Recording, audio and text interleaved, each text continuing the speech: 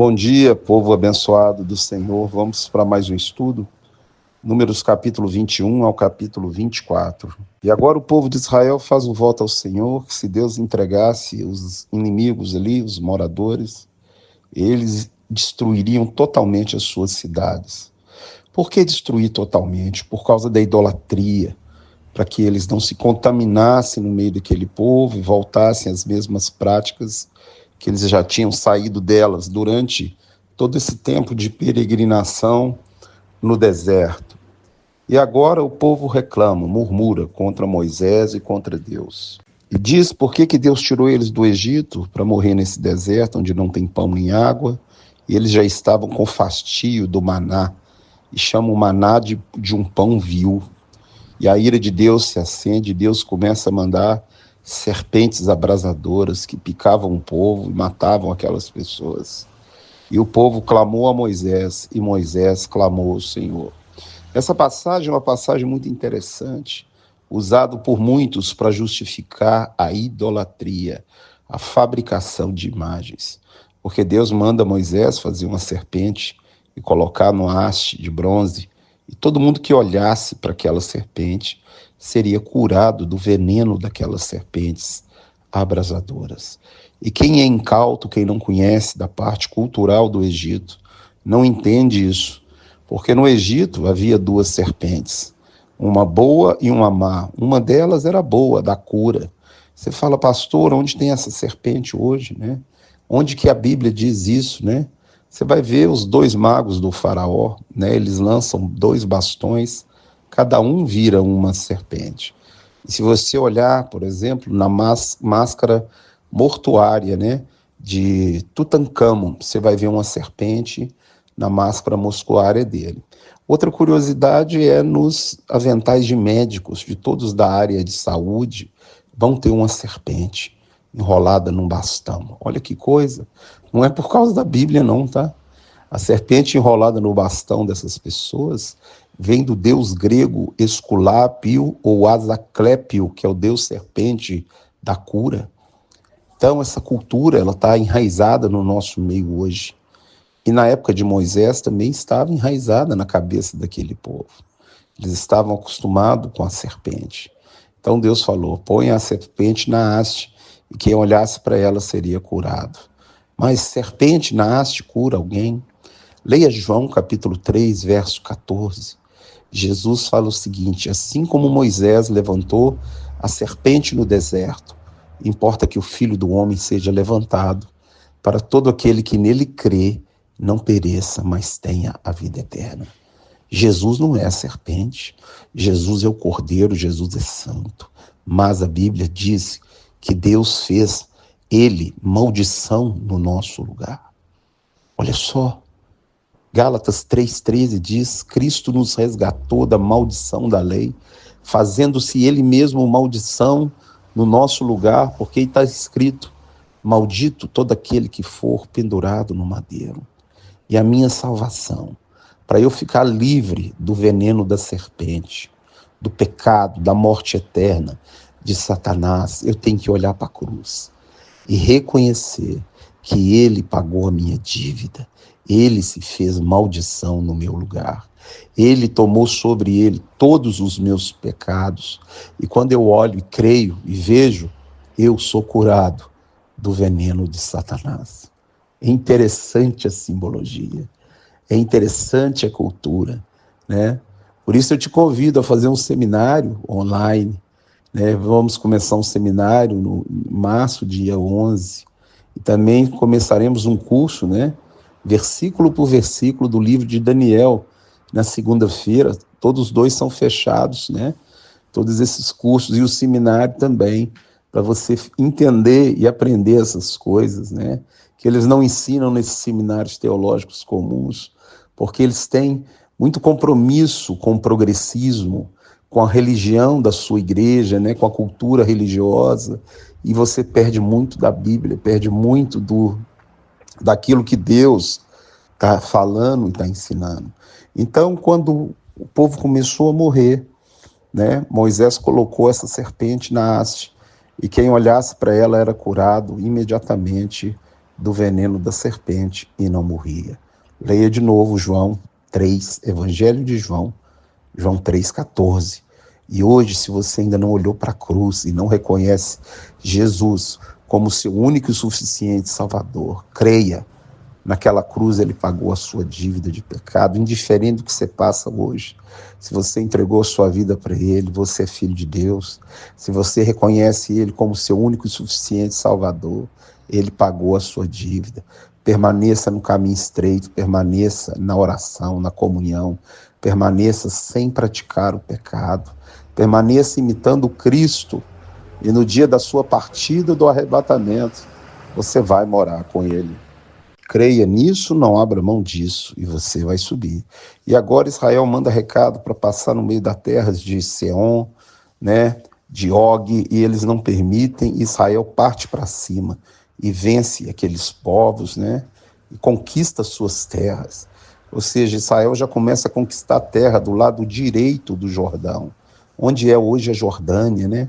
Depois da terra de Esaú vem a terra de Moabe, né? Vem depois, onde é a Jordânia hoje.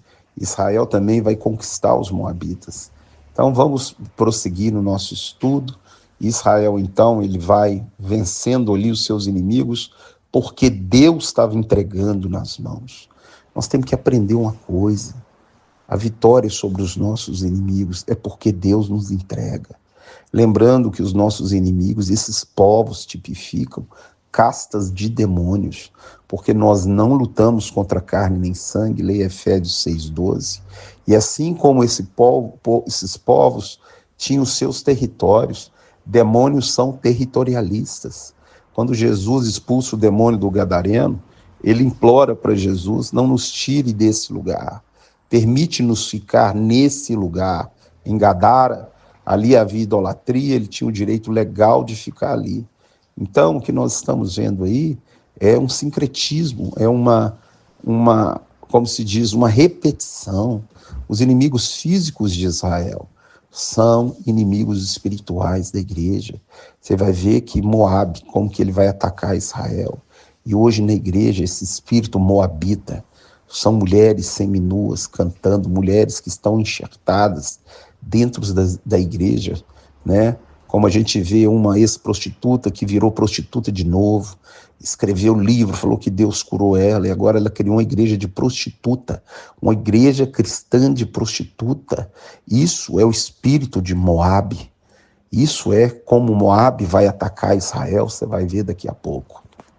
Então eles venceram os seus inimigos e agora acamparam nas campinas de Moabe, e o rei de Moabe agora estava com medo de Israel. Você imagina ver um povo todo acampado, organizado, em volta do tabernáculo, com a presença de Deus no meio deles. E agora, aquele povo moabita, o rei, né, o nome do rei, Balaque, em hebraico, né, significa destruidor. Olha o nome do rei. E ele vai contratar um feiticeiro que um dia foi um vidente de Deus. Você tem que entender, né, que Deus, os dons e os atributos de Deus, leia Romanos, capítulo 11, verso 28, fala que os dons e os atributos de Deus são irrevogáveis. E esse Balaão, filho de Beor, ele já havia sido um homem de Deus, né?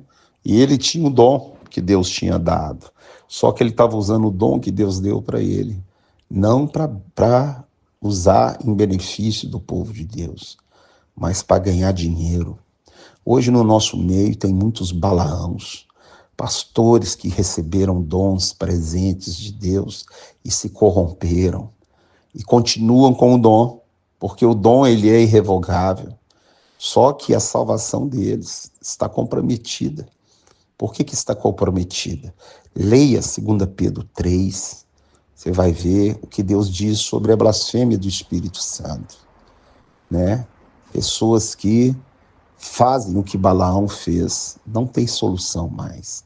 Leia Hebreus capítulo 6, verso 4 a 9, a blasfêmia contra o Espírito Santo. Pessoas que receberam o dom, que eram usadas de maneira sobrenatural, se corromperam, se desviaram, não tem jeito para eles mais. É diferente de um crente que caiu e voltou. é uma pessoa que tem pleno conhecimento da verdade. Olha esse homem, Deus fala com ele direto. Ele consulta Deus, Deus fala com ele para não ir. Depois ele insiste, né? Porque o rei de Moabe fica mandando presente, dinheiro para ele. Aí ele insiste, Deus fala, você vai, mas vai fazer só o que eu mandar. E ele nem espera e já vai. Ele não espera nem ouvir as ordens de Deus, e Deus agora põe um anjo no caminho da jumenta dele, né? E ele começa a espancar a jumenta, e a jumenta vai falar com ele, né? Deus usou o animal para divertir ele, não adiantou, né?